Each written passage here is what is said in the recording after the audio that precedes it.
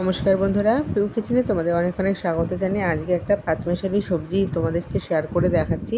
এটা পাঁচমেশালি সবজি, মানে 5 রকম সবজি দিয়ে আমি বানিয়েছি, খেতে ভীষণ ভালো। তো চলো বন্ধুরা, রেসিপিটা শুরু করছি। এখানে নিয়েছি গাঁটি কচু, আলু, পটল, বেগুন, কুমড়ো আর পরিমাণ মতো কাঁচা লঙ্কা। খুব অল্প সবজি দিয়ে যেটা আমি তৈরি করেছি, একটা নিরামিষ সবজি, যেটা তোমরা নিরামিষের দিনে বানিয়ে ফেলতে পারবে, রুটি ভাত সব কিছুর সাথে ভীষণ ভালো লাগে। আর এখানে এখন কড়াইতে তেল গরম করে তার জন্য আমি দিয়ে দিলাম 5 ফোড়ন, হাফ চামচ মতো 5 ফোড়ন দিয়েছি, আর 4টে শুকনো লঙ্কা ফোড়ন দিয়েছি, আর দিয়ে দিলাম এর মধ্যে 2 থেকে 3টে তেজপাতা। ফোড়নটা একটু ভেজে নিয়েছি। এখন ফোড়নের মধ্যে দিয়ে দেবো সবজিটা আগে থেকে আমি পরিষ্কার জলে ধুয়ে নিয়েছি। আর গাঁটি কচুগুলোকে আমি কিন্তু সিদ্ধ করিনি, আমি একসঙ্গে রান্নাটা করছি। আর খুব সহজ ইজি এই রান্নাটা, খেতে কিন্তু দুর্দান্ত টেস্ট। অবশ্যই বাড়িতে তোমরা এইভাবে তৈরি করবে বন্ধুরা। এখন আমি সবজিগুলোর মধ্যে দিয়ে দিলাম স্বাদ মতো লবণ আর পরিমাণ মতো হলুদ গুঁড়ো। লবণ আর হলুদ গুঁড়ো দিয়ে সবজিটাকে আমি ভালো মতো উল্টে পাল্টে নাড়াচাড়া করতে থাকবো। আর সবজিটা যতক্ষণ আমার নরম না হয়ে আসছে, আমি ঢেকে ঢেকে এটা রান্না করব। আজকের রেসিপিটা তোমাদের কেমন লাগলো বন্ধুরা, তোমরা কিন্তু কমেন্ট বক্সে জানাতে একদমই ভুলবে না। আশা করছি রেসিপিটা আজকে তোমাদের ভীষণ ভালো লাগবে, তাই মনোযোগ সহকারে পুরো রেসিপিটা তোমরা দেখে নাও। আমি এর মধ্যে কি মশলা দিলাম কি না, সমস্ত কিছু তোমরা ভিডিওটা দেখলেই কিন্তু বুঝতে পারবে। আমি ভালো মতো উল্টে পাল্টে নাড়াচাড়া করে নিয়েছি সবজিটার গায়ে, যাতে লবণ আর হলুদটা ভালো মতো ঢুকে যায়। আর এখানে ঝালের জন্য আমি 4টে মাত্র কাঁচা লঙ্কা দিয়েছি, তোমাদের ইচ্ছে হলে ঝালটা তোমরা একটু কমও করে নিতে পারো।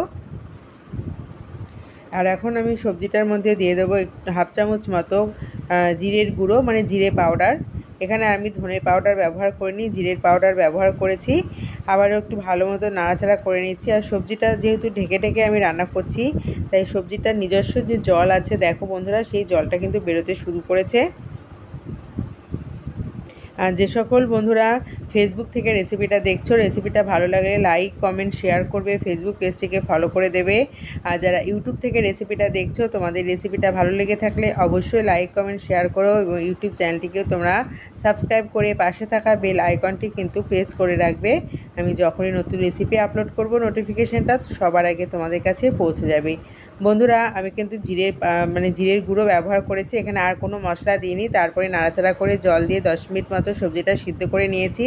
আর নামানোর আগে অবশ্যই তোমরা একটু চিনি দিয়ে দেবে স্বাদ মতো, আর উপর দিয়ে ধনেপাতা কুচি ছড়িয়ে দিলেই তৈরি হয়ে গেল আজকে নিরামিষ এই পাঁচমেশালি সবজি, যেটা ভাত, রুটি, লাঞ্চ, ডিনার সমস্ত কিছুর সাথে খেতে ভীষণ ভালো লাগবে।